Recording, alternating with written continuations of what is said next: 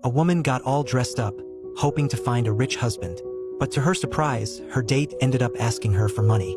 While she went to the bathroom to calm herself down, he swiped all the cash from her wallet. Now, Annie was left without money to pay the bill. She had never felt so embarrassed before, but luckily, Dr. Williams, a guy she had met once at a party, came to her rescue. After this little encounter, she and Dr. Williams quickly fell in love and decided to get married. Even though he seemed to have controlling issues, she chose to overlook that and focus on their future together. One day, he gave her $500 to buy wedding supplies.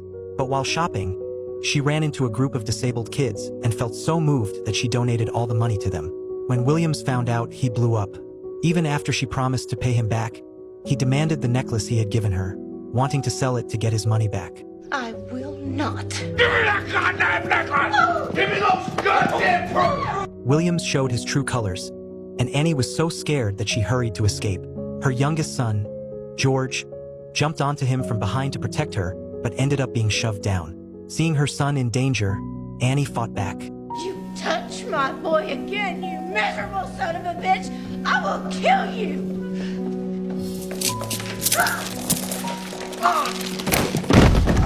After this, the wedding was off surely, but Annie still dreamed of finding a wealthy man to marry. Living in America in the 1950s, she was raised with the belief that a woman's role was to marry and have children. Even though women's status was gradually improving, the idea of relying on men was still deeply rooted. In her previous marriage, her husband was responsible for earning the money. All she had to do was spend it elegantly and enjoy life. Until one day, when she returned home earlier than scheduled, she caught her husband cheating. Annie even helped zip up the other woman's dress. After that, she packed her bags and prepared to divorce her husband. But he wasn't worried at all.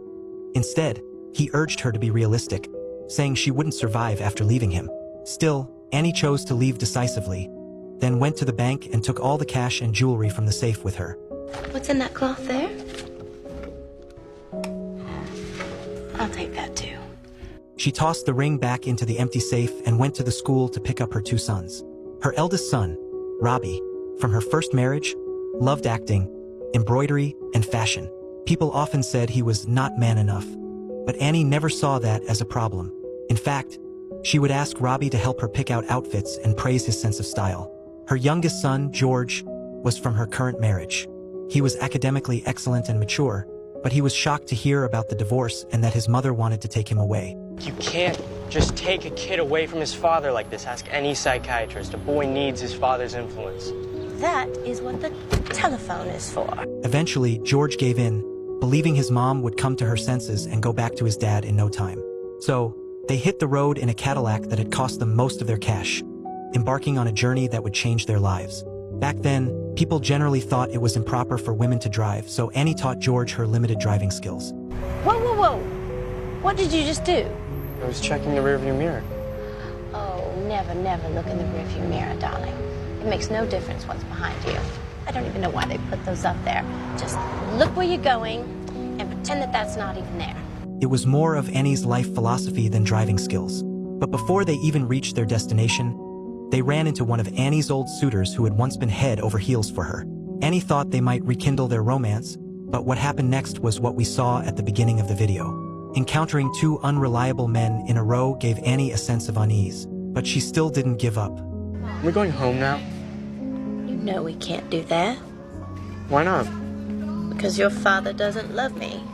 After arriving in Pittsburgh, Annie didn't check into a luxury hotel this time. Instead, she moved into a small apartment with her sons, and their meals changed from lavish dinners to fast food. Despite all this, she remained very optimistic. Don't worry, I will find you boys a father. We have fathers, remember? It's you who doesn't have a husband. Then I'll find one of them too. However, tonight's date didn't go well either. This old acquaintance was only looking for a fling, and when Annie turned him down, he got angry and pushed her out of the car. Even after being pushed out, Annie still tried to maintain her grace. With her plan to find a wealthy husband not going smoothly, she had to pawn the jewelry her grandmother left her and actively pursued another one of her former suitors. Annie! Hi, Charlie. I see you found the place. Well, all I had to do was look for the biggest house in town. Oh. Annie thought Charlie was still infatuated with her, but to her surprise, he now had a young new girlfriend by his side. When the girlfriend saw Annie wearing gloves, she commented that her own mother always dressed that way. Well, your mother must have been a very elegant lady. It's what women in our generation did. Charlie invited Annie to a dance at the hotel at 11 p.m., suggesting that afterward, they could find a quiet place to catch up. Meanwhile, her eldest son, Robbie, also sought revenge for his mom. It's a lovely dress. Is it rayon? No. Later, George spotted a poster by the roadside and realized his dad, a band conductor, would be performing in Pittsburgh tonight. So, just as Annie was about to head to the dance, he told her he wanted to ask his dad to take him back to New York.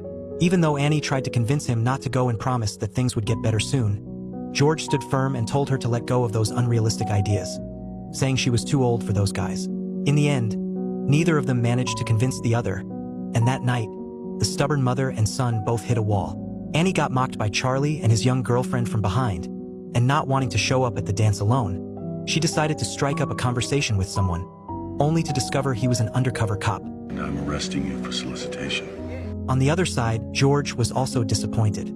Seeing that his dad had a new girlfriend made him feel bitter. When he told his father he wanted to go back to New York with him, his dad used his touring schedule as an excuse to decline. To make matters worse, his father began to mock George's mother. Your mother's got delusions of grandeur. No, she doesn't. She always figured she was some kind of southern royalty, man. As George was leaving, his dad gave him $100. Kid, take the money. Oh, don't be like your mother. Take it till she finds some other guy to pay her way. Did you ever love her? Mom? Yeah. Loved her a lot. You ever love me? I still love you, pal. You know, it's just... I mean, with my life on the road and all, I was never cut out to be a father. Just like your mom was never cut out to be a mother. Yeah, well, at least she tries. Feeling disheartened, George seemed to understand why his mom, despite facing repeated setbacks, was unwilling to return to his dad. After Annie was taken to the police station, she initially thought about calling her ex-husband for help, but once again, she heard a woman's voice on the other end. Any lingering hope she had for that relationship was completely crushed. In the end, thanks to a neighbor's help, she was released from the police station by morning. Annie decided it was time to leave Pittsburgh. We're not going back to Dad now, are we? You saw him, didn't you? Yeah, I saw him and he's a shit. Don't talk like that about your father.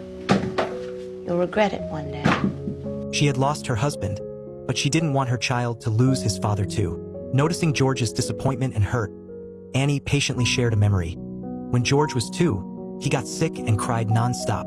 The only thing that would calm him down was the sound of his dad playing the clarinet. So his father played it for several days straight until George got better. It's the biggest bunch of crap I've ever heard. There are some things that you are too young to understand. Such as? Such as you're not the only one who gets lonely around here. This time, they arrived in St. Louis to stay with Annie's sister. Annie's sister was tough on the outside but soft on the inside. Although she genuinely cared about Annie and the kids, she couldn't help but tease Annie for being vain. Not wanting to be a burden, Annie decided it was time to find a job. First thing I'm doing is going out and getting a job. A job. Is this the kind of job that entails working? Even though her family thought it was impossible, Annie really did find a job as a waitress. Although it was chaotic and challenging, she worked hard to adapt until a customer harassed her. Without hesitation, she poured coffee all over him. Facing harassment, the waitress poured coffee all over the customer. The result? She lost her hard-earned job. Looking in the mirror, Annie felt a mix of emotions. She used to have a comfortable life, but when she caught her husband cheating, she made the bold choice to divorce the jerk and moved with her 2 sons to stay with her sister in a small town. But just when she thought things might get better, she was fired shortly after starting her new job. Fortunately, luck was on her side. While shopping for paint, she noticed a woman struggling to find the right color. Using her good taste, Annie recommended a shade that really stood out. And with her excellent persuasion skills, she quickly got the woman to buy it. Her impressive performance amazed the manager, who offered her a job on the spot. In just 3 weeks, she boosted the store's sales by 20%. When the owner, Bill, visited the shop, he was instantly smitten by this beautiful and elegant woman. Heavenly gold. I beg your pardon? Your hair. I'm gonna mix a color just like it and call it Heavenly Gold. Bill Massey. Gentleman's blue. I beg your pardon? Your eyes. They're gentleman's blue. On the other hand, Annie's younger son, George, was settling in well at his new school and had already made plenty of friends. His teacher even praised his writing, saying he showed real award-winning potential. Meanwhile, her older son, Robbie, landed the lead role in the school play once again, and Bill, perfect in every way, even offered to go with Annie to watch Robbie's performance.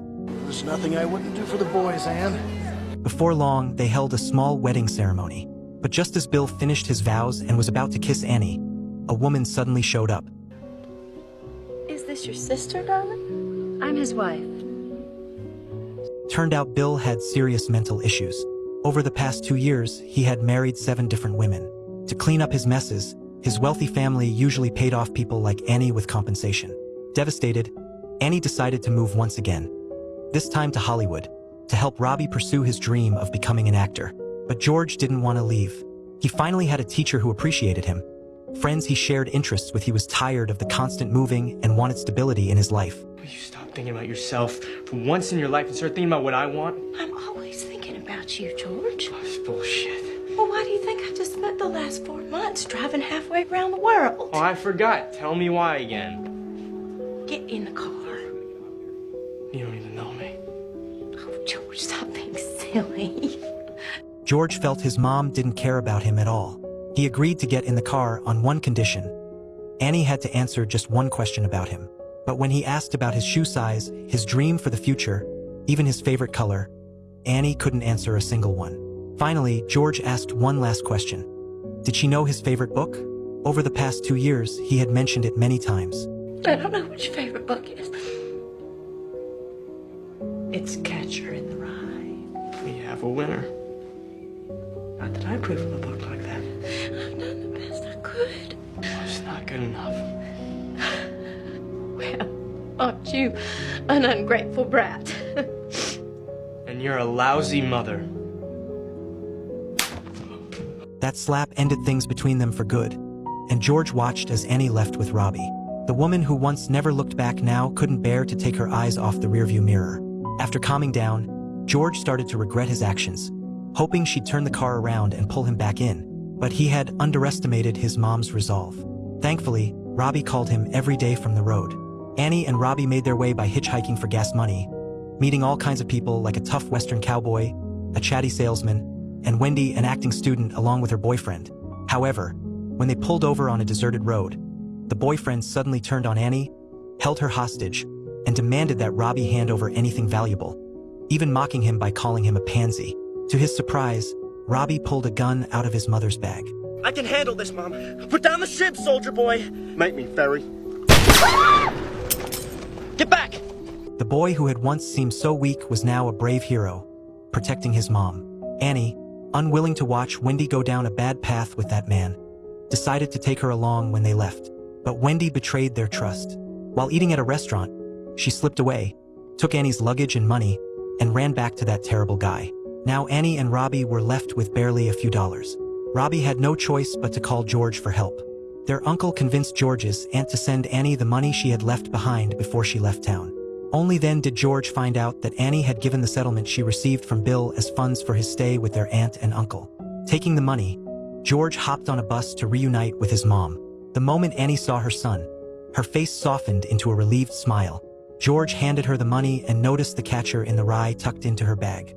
Once they arrived in Los Angeles, they rented a small place, sold their luxury car, and Annie began looking for background acting gigs. Returning home one day, she was startled to find her ex-husband waiting there.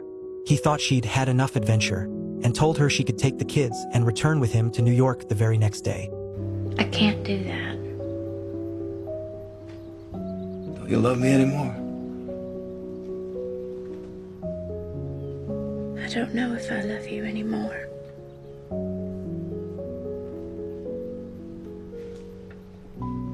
But I do know that I don't need you anymore. Even though there might still be love between them, some things just can't be fixed. While working on set, a chance encounter introduced Annie to a producer who helped her secure an audition opportunity for Robbie. Just when they thought life was getting better, Annie received the heartbreaking news that her ex-husband had died suddenly from a heart attack. Strapped for money, she could only apply for a discounted flight to attend the funeral, leaving George to go back alone. The principal at George's old school said he could offer him a full scholarship if he returned. A friend of his father's was also willing to provide him with a place to stay. New York's my home. I know it is. And everybody knows if you want to be a writer, you have to live in New York. Annie was no longer the mother who knew nothing about her son. She had learned to let go out of love. However, when George returned to his old life, he realized that after his adventurous journey, he felt out of place in the mundane routine. He suddenly understood that home was wherever his family was. So he went back to Los Angeles. Today was Robbie's first official acting opportunity. However, filming was different from theater, and his performance was lackluster. George, with his emotional depth, decided to coaching his brother on the side. To everyone's surprise, the director took notice of George's passionate performance and decided to cast him instead. When Annie arrived back on set, she discovered that George had replaced Robbie in the role. I made the mistake of leaving once, but I'm home now. And I ain't going anywhere. I don't care what anybody says. In this way, George signed a contract to become an actor, while Robbie soon let go of his acting dreams. He realized that what he really loved wasn't acting, but the costumes, so he decided to pursue a career as a stylist. The beautiful Annie still attracted admirers, but she no longer needed a husband to take care of her. Annie's sister had once been envious of her life, believing that life favored the beautiful. However, the reason Annie could live so well was...